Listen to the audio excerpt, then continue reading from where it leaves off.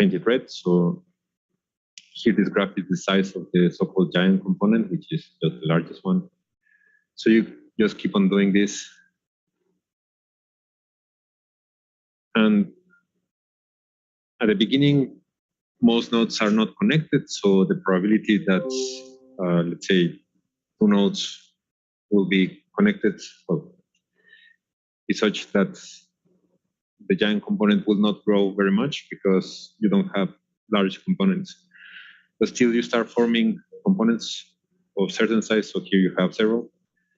And then it will be a higher and higher probability that in the next connection, two of these components that are already of a certain size will be connected.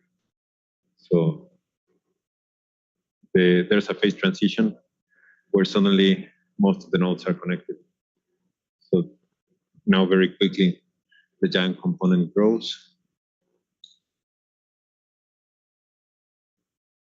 And then when there are very few nodes left, the probability that new connections will form decreases because most probably the connections will be among members of the giant component. So it kind of slows down again.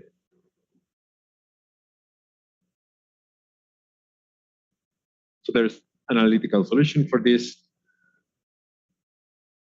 And there are also interesting properties of the topologies of these Erdogan networks. And here you can do similar for larger number of networks. And let's increase the speed a bit. So you can see here how it starts growing, and I forget which is this threshold that is drawn here. Maybe it's n, and you have same number of connections. Yeah, these connections per node.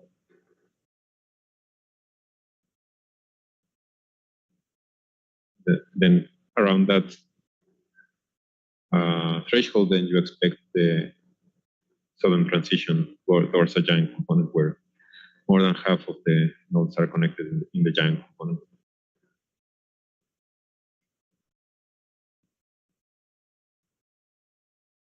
So after Erdogan and Renyi, there were a few other advances, but not many. Again, because we didn't have appropriate tools to study networks, nor much data about networks. I mean, because you can do this in blackboards, and you can also represent this with matrices. I mean, you can represent the connectivity matrix where, let's say, if you have n nodes, it will be a n by n matrix, and then in each of the coordinates, you put the just 1 or 0 if there's a connection. If it's a non-directed graph, then it will be a symmetrical matrix. If it's a directed graph, then that's not necessarily the case because you can have a link from A to B, but not necessarily from B to A. And if you have a weighted network, then you can include those weights in the matrix, in the connectivity matrix as well. So many of the tools that have been developed for matrices can be applied to networks as well, because there's this duality between matrices and networks. But it was until 1999 that Watson Strogatz published a paper on so-called small worlds. So there was this film with Kevin Bacon called 6 Degrees. I don't know whether you saw it because it's not very new and it's not very good and not very famous or anything. But the term 6 degrees of separation comes from an experiment from Stanley Milgram from the 1950s or 60s. I forget when was this precise experiment.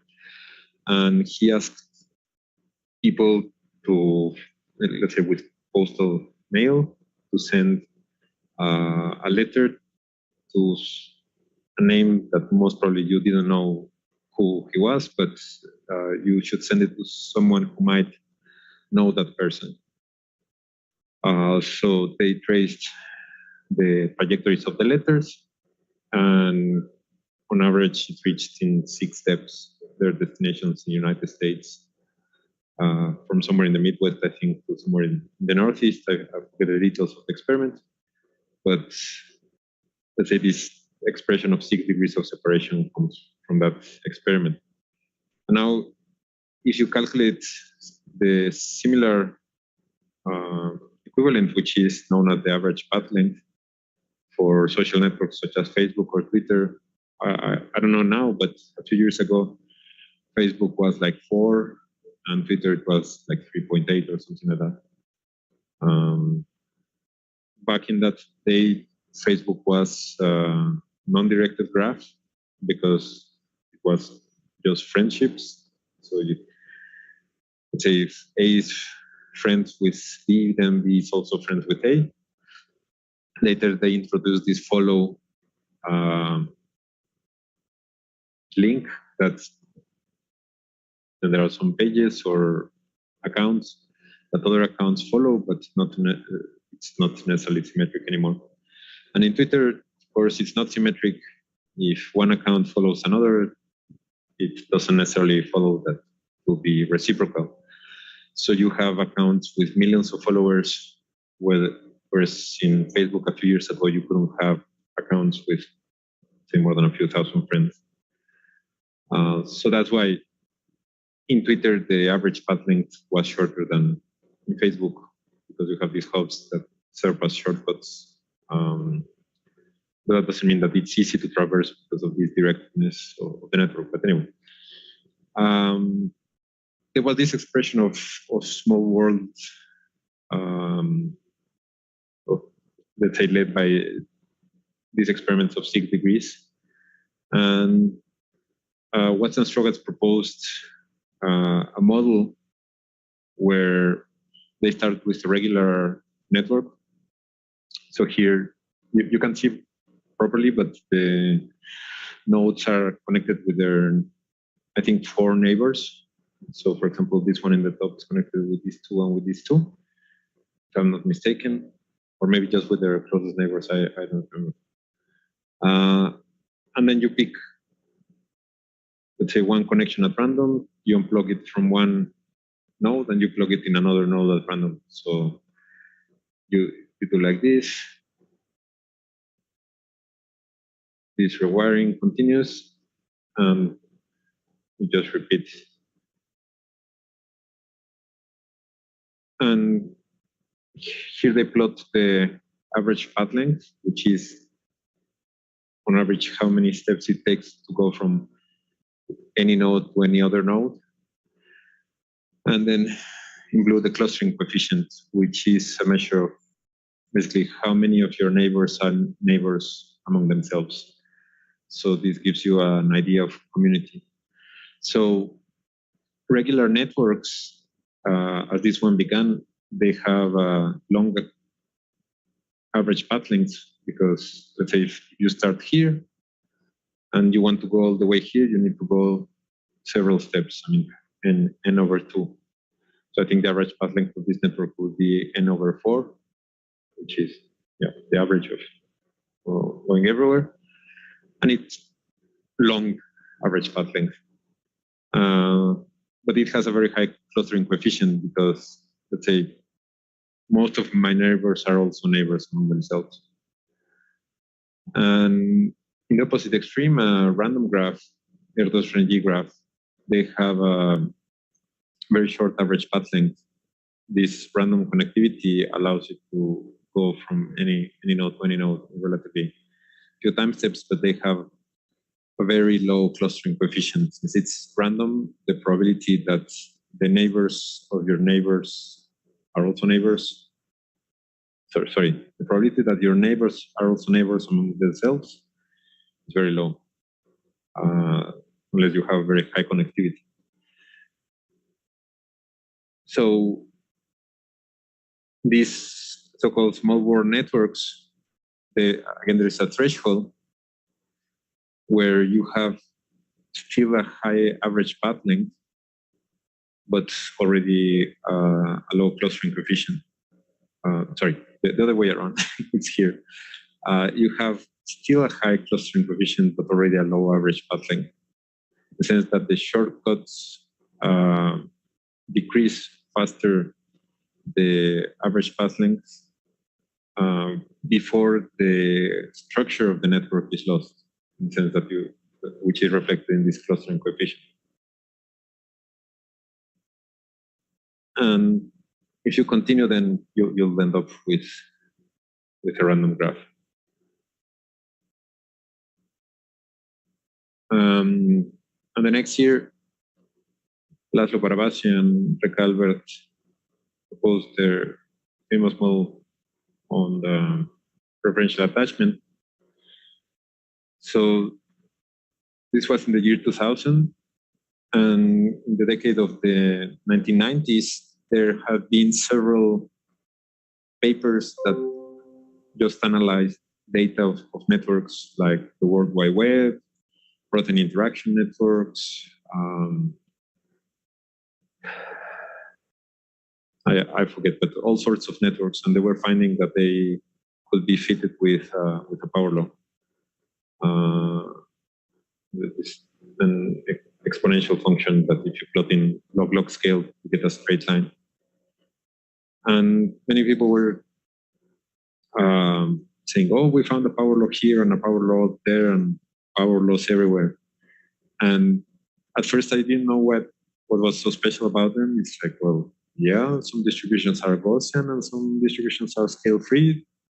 What's important about that? And the relevant thing is that the fundamental theory of calculus assumes that you have a distribution with a well-defined mean. And in a scale-free distribution, the standard deviation tends to infinite. So basically, the mean doesn't tell you anything. So earthquakes have a scale-free distribution. We have few very strong earthquakes, a lot of very small earthquakes. If you plot the intensity versus the frequency, certain exponent. And then there are different theories about what these exponents mean. If you plot the population of cities and the number of cities, you will get also power laws. Perhaps the first ones were defined by, they were not first described by Zipf, but they were attributed to him. In the 1930s, he studied the distribution of word frequency.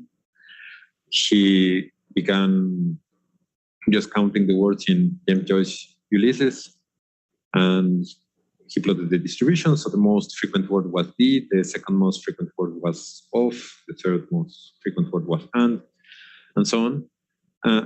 And he got a power law with exponent -1. And then he plotted the rank of the most populated cities in United States. The first rank was New York. And then he plotted the y-axis, the log scale, its population. Second, I forget, LA or Chicago, and so on. And also a power law of exponent -1. So let's say they were finding power laws in many places. And the relevance is that in all of these systems, traditional calculus is inappropriate because, let's say, the average intensity of an earthquake doesn't tell you anything about what you're interested in, which is when the strong ones will hit or how strong they will be. So in many cases, you are interested about the extreme events, not about the mean, which of course is relevant for many other phenomena. So there were all these data accumulating about power laws in nature, but then there was still no description of a mechanism that would produce such distributions. So Elio asks in the chat, what do we mean by a power law? Yeah, it's not electrical power. It's when you have a variable elevated to a power. So it's basically an exponential function. Am I right? Yeah? Yeah, so if you plot it in log-log scale, you get a straight line.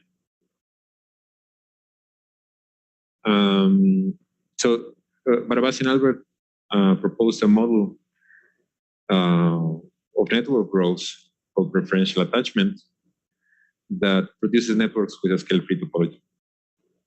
And of course, now there's a huge variety and different flavors of different models that produce scale-free topologies, but this was the first, and it's very simple. So you start with two nodes linked together, and then, you start adding nodes, and you will link them to other nodes with a probability that is proportional to the number of links they have. And that's it. It's very simple. So you see that some nodes start having more connections than others, but since they have more connections, they will have a greater probability of recruiting more nodes. So they, let's say it's a way of reproducing the so-called Matthew effect, where the rich get richer. It's from in the Bible. Somewhere it says, that the rich will get richer and the poor will get nothing, or something like that.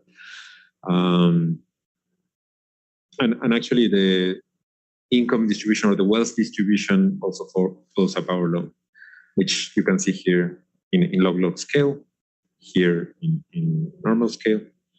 So as the network grows, you can see how, let's say, the power law is better shape. And of course, this has several limitations in the sense that we don't have loops. The way in which the network grows doesn't allow existing nodes to connect among themselves. That's a limitation.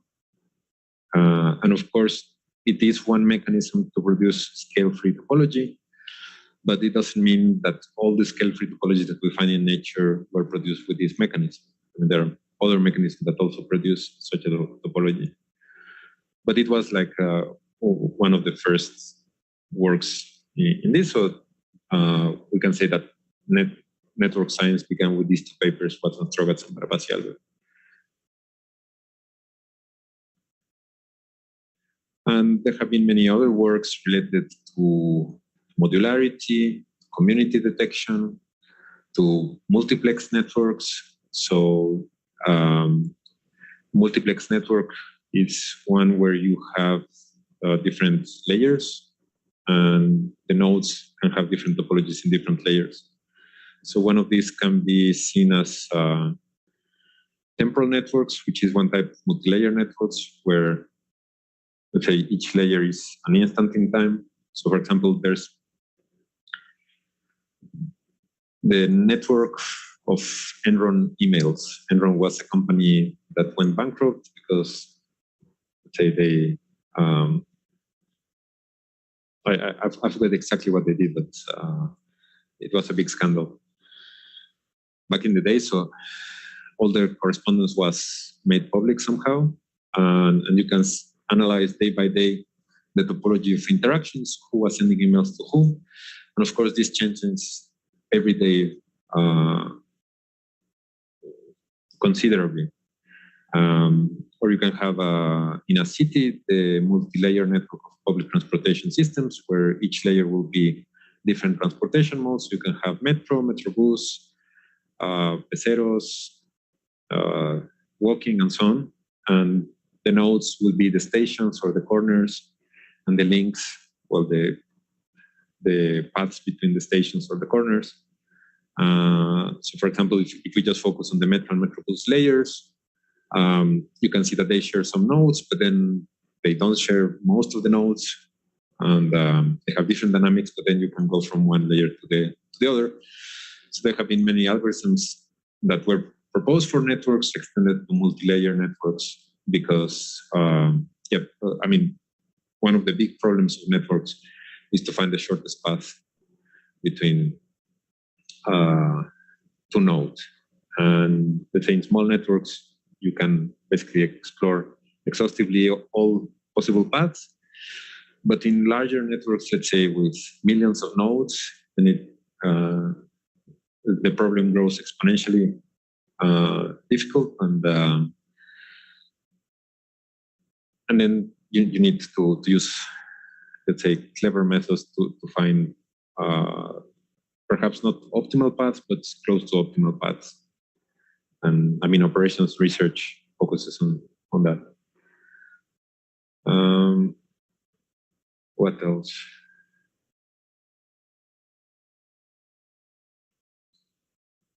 Networks have been also used in many applied domains like digital epidemiology. So here we have assumed this is a social network, and then each node is a person, and they're connected with their friends or people they're interacting with. And then you have some people who are ill, and then there's a probability of contagion. And then you just see how the disease spreads. And then people are recovered. So the disease doesn't spread back into those people. So you can see the epidemic dynamics in such simple models. So, now say the epidemic stop, and then you can increase the different variables, like, okay, what's the probability that the virus will spread? So it's okay, let's make this Omicron, see what happens. And then, of course, it's a big difference. Everyone gets ill very fast. And then they keep on getting reinfected.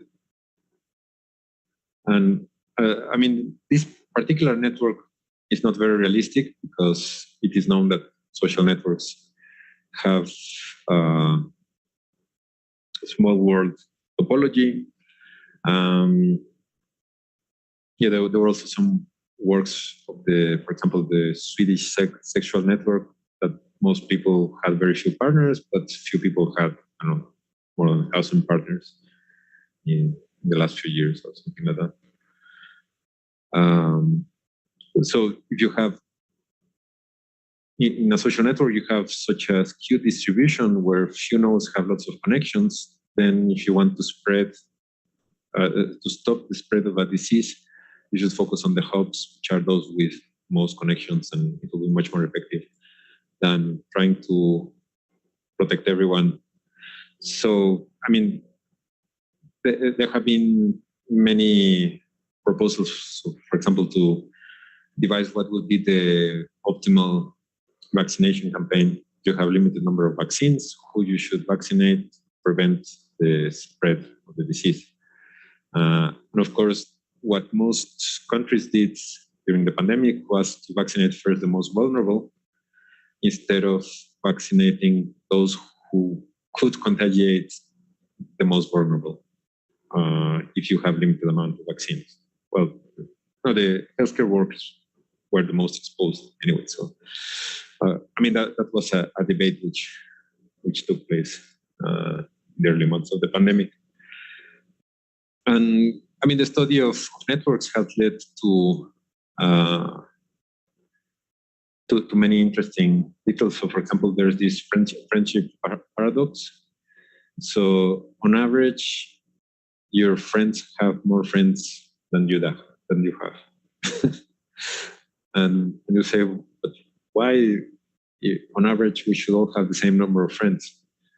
The thing is that since you have heterogeneity in the number of friends that everyone has, and you have usually few people with lots of friends and many people with few friends, relatively less friends, the probability that some of your friends will be one of those with lots of friends is higher than you are one of those with lots of friends. So if you average overall possible friends, that's why your friends on average are usually having more friends than you have. And this also extends to some colleagues from Indiana University, they were studying happiness on social networks. So they do sentiment analysis on tweets, and then they see the social network, who is following who, and they found that on average your friends are happier than you as well.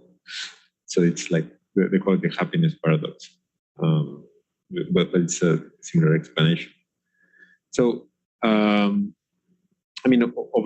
one of the main things that network science has shown is that structure matters. Of course, let's say we knew that. It's not the same to arrange, say, the atoms of carbon in graphene or graphite or diamond or coal, or say the different ways in which you can arrange carbon molecules. They need very different properties, but we really didn't have the tools to study the effects of the topology on the properties of systems. So most models before network science were so-called well-mixed, meaning that you assume that everyone is interacting with everyone with the same intensity, and also that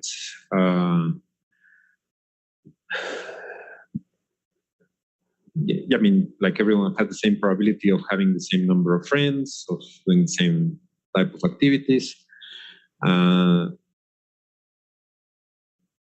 And of course, that's not realistic. In real populations, not everyone interacts with everyone. We are in a space, so this space regulates how many interactions you can have, and these differences are very important.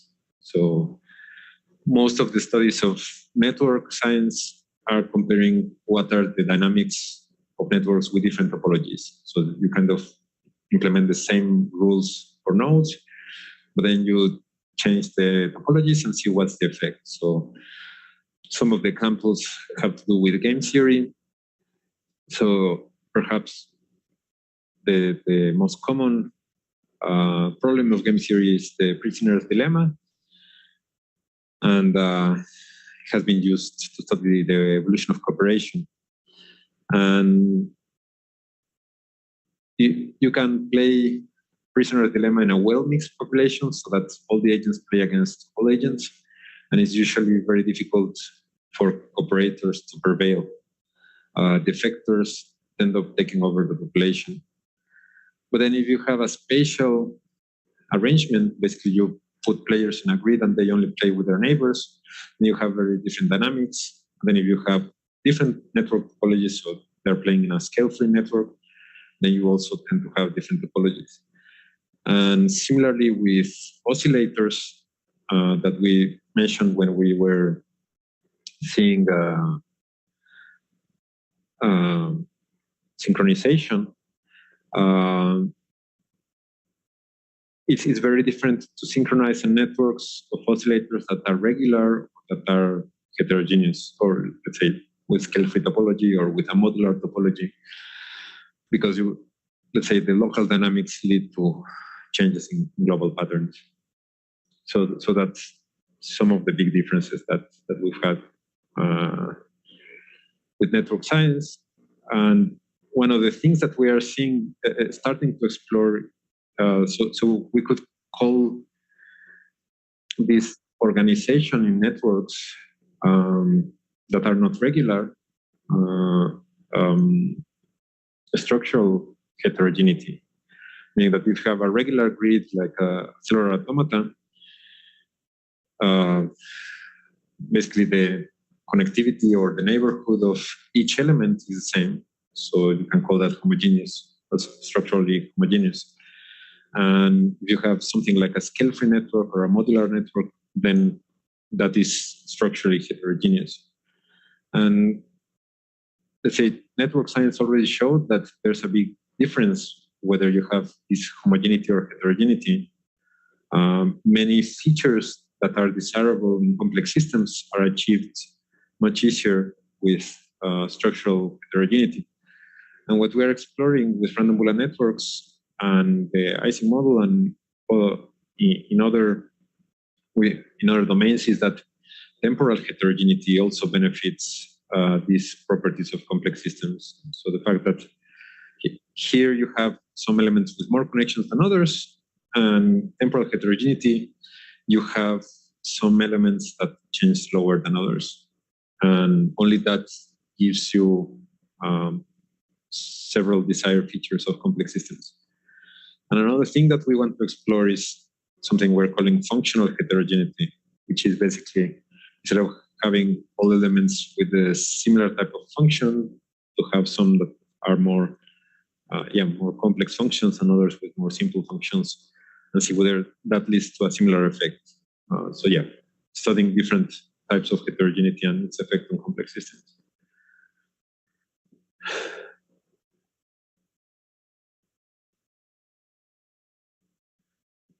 So Elio asked, only now I noticed the chat, whether the preferential attachment is an attractive force. No, it's just a probability. So basically, you divide probabilities by all the number of links that each node has, but then the nodes with more connections will have greater probability of, say, getting new links. So it's, you could say that they attract more new neighbors, but I wouldn't see it as a force, just a greater probability.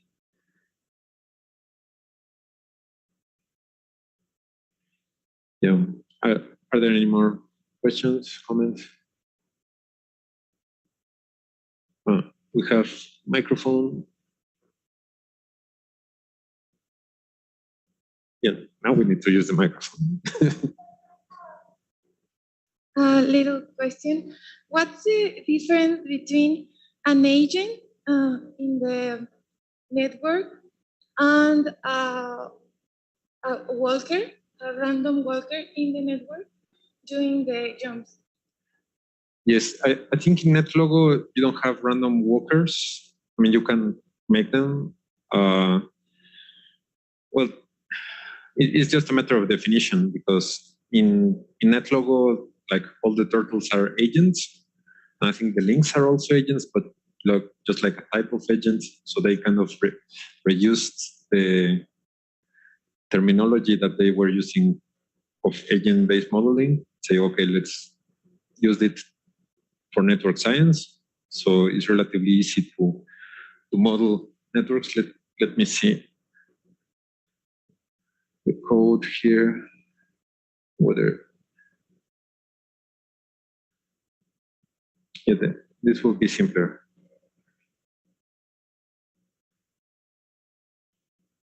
So let's say the nodes are turtles.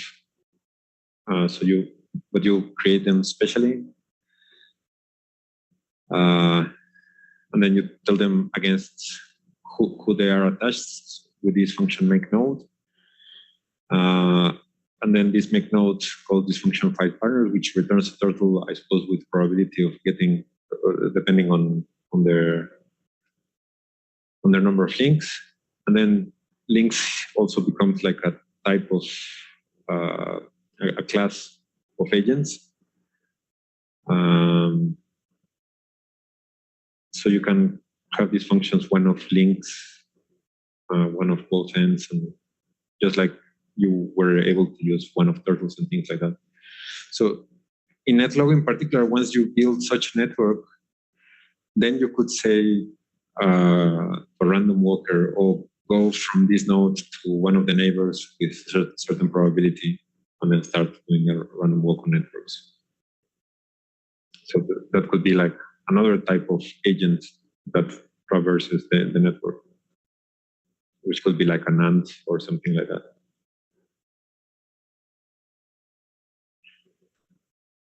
Yeah. Is anyone in Zoom with questions? Maybe you can type them on the chat.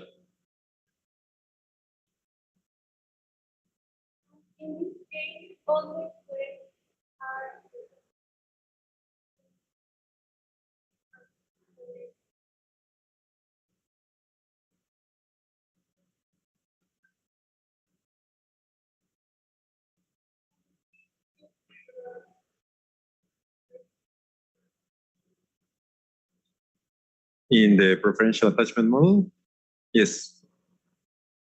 So let's say each weight has the same, but then each node has different number of connections, and then that's the weight of a new node joining that. Yeah, but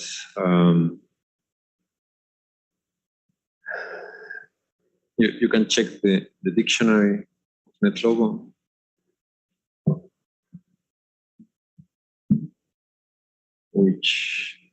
Where is it?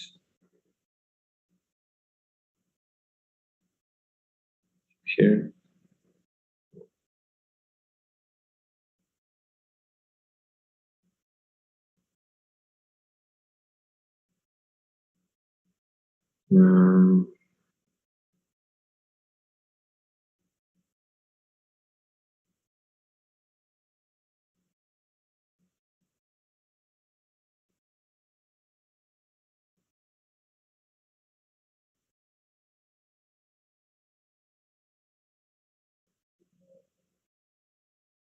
There we are.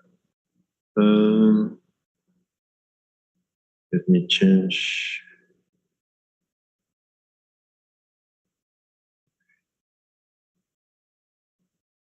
Oh.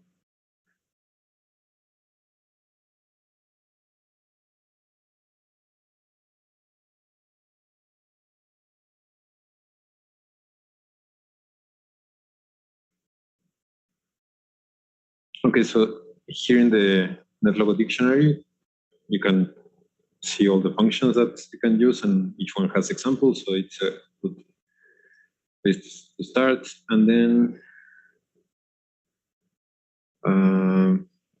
let me see. Oh, yeah. So all of these are related to turtles or agents. These are to patches, and these are to links. So all these functions are for networks, basically. So you can see how all the things that you can do in NetLogo with networks. It has to do with how to draw them, how to create them, how to destroy them. For example, this function ties to create a link between turtles. So yeah, can just copy this and show this in the example. Okay, let me switch.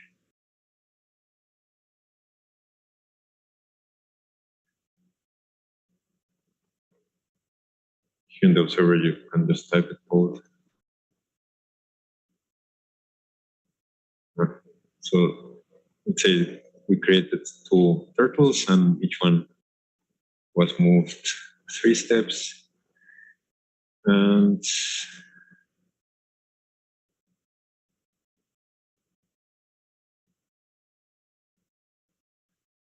then with this command, we ask turtle 0 to create a link to turtle 1, then to tie them. And that's how you create a directed link. Yep.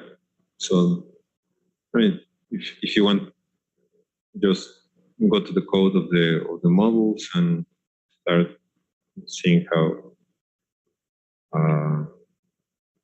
different functions work. So this model is about diffusion. So you have random topology, directed graphs, and all the nodes have the same, say, density.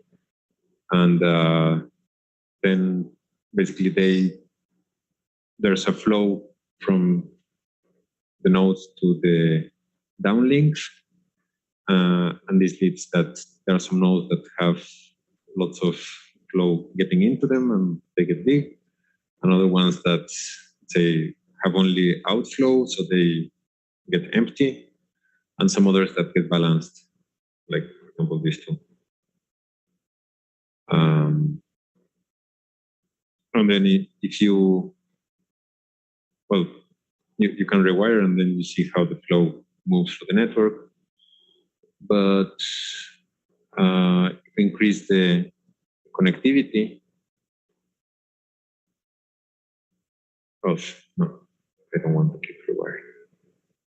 Anyway, if you increase the connectivity, then there's more probability that the flow will be more homogeneous. And if it's like everyone is connected to everyone, then there's no flow because whatever is going in one direction, it gets returned to another one. If you have very few links, then say not much happens because say there are very few cycles going on. Actually, several nodes don't have any connection at all. So you can play with this link probability and see the distributions of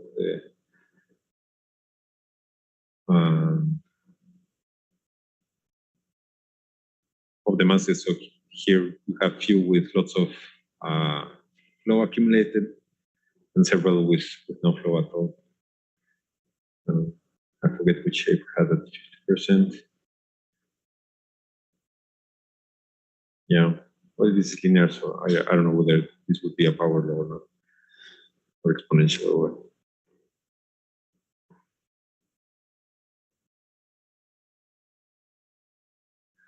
So Domingo asked how to know whether a network is a small world. Actually, there's not like a very strict definition of small worldness. But you can say if the average path length is low, but the clustering coefficient is high, then it is a small world. But how short is the average path length short enough? How big the clustering coefficient is big enough? It's kind of very arbitrary. Yeah.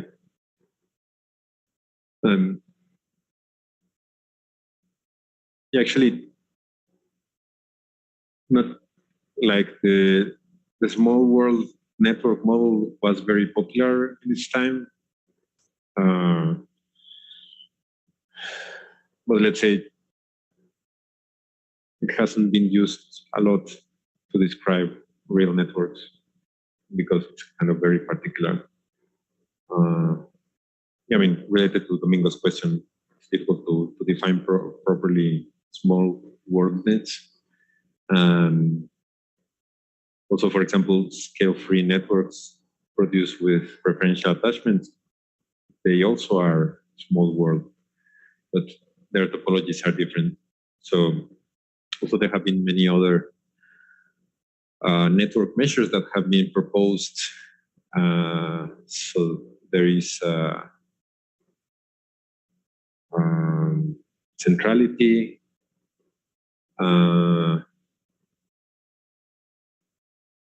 well, there are several other measures that are for networks and other measures that are for nodes.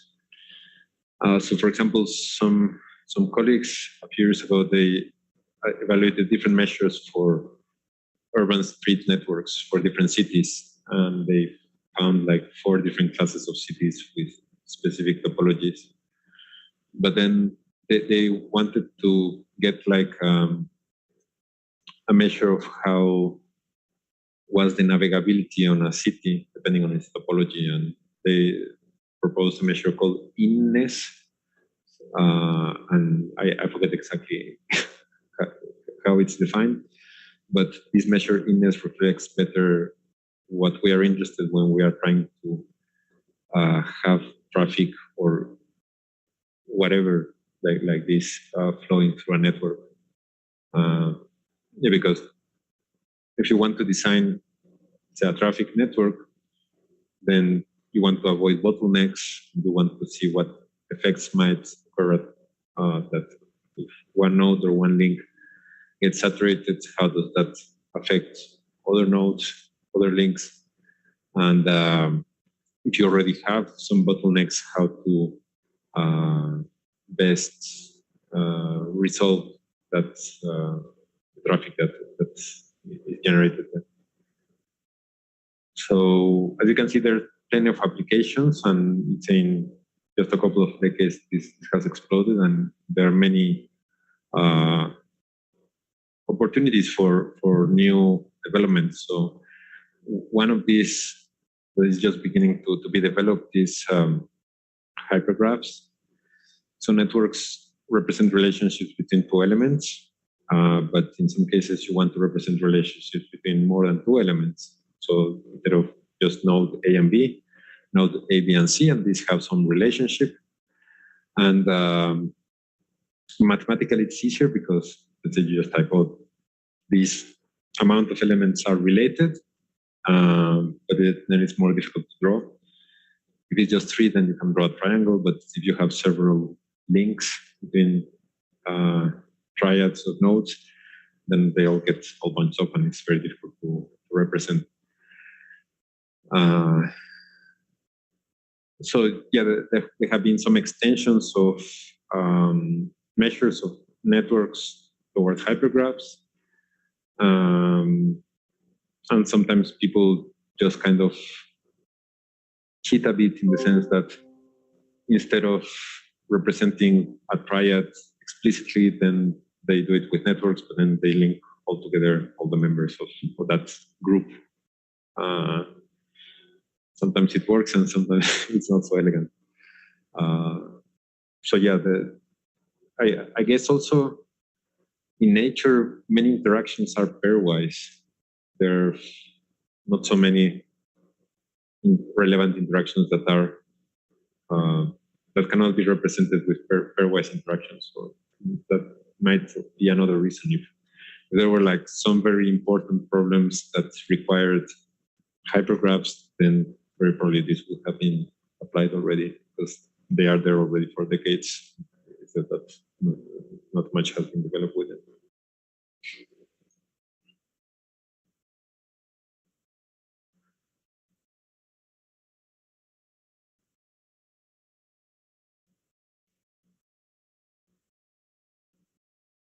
Oh yeah, Odin shared the paper. Maybe it's the one I was speaking about in this.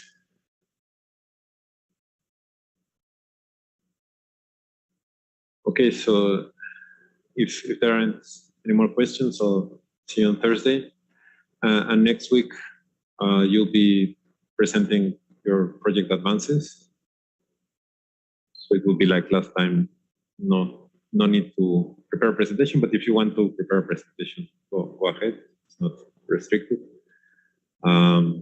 But what would be important would be to have already let's say a well-posed question, like, okay, what do you want to answer? And if you have preliminary results, that's great. If not, it's not compulsory that, okay, you need results for next week. But if you have some preliminary results, then that would be useful to give more feedback.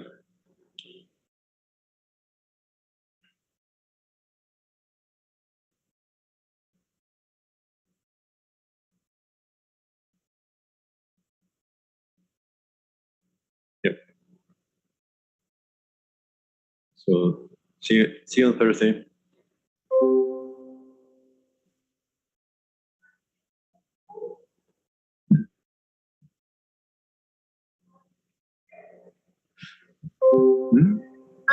The threshold is the limit of one behavior of the behavior, like a state. Threshold is umbral in Spanish. So for example, in this giant component, you have this threshold here. So when you pass that threshold, the giant component grows very fast. So you have like a sigmoid curve in theory. In practice, it changes every time. But this is what you were asking, or it was? Yeah.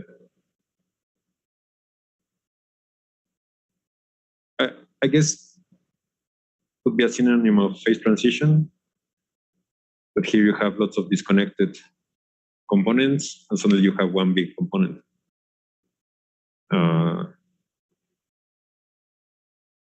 And you can see that this is not linear, even when you are adding links linearly. So this is kind of a good illustration of why it matters. Why the structure matters, because so you have one type of behavior here, and here you have very different behavior, which is also in climate change models. There are many warnings about these thresholds that it's also non-linear. So if you increase the concentration of CO2 in the atmosphere, it's not that for every trillion tons you increase certain degrees. Let's say you increase the greenhouse gases and then not much happens, like gradual increase. But then you cross a threshold and suddenly it gets out of control. And not only that, but because of hysteresis, even if you decrease the concentration, you cannot go back where you were. It kind of stays there. And only when you were already with much less concentration, then it starts to go down.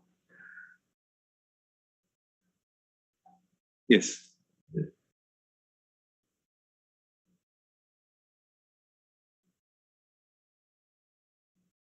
Yep.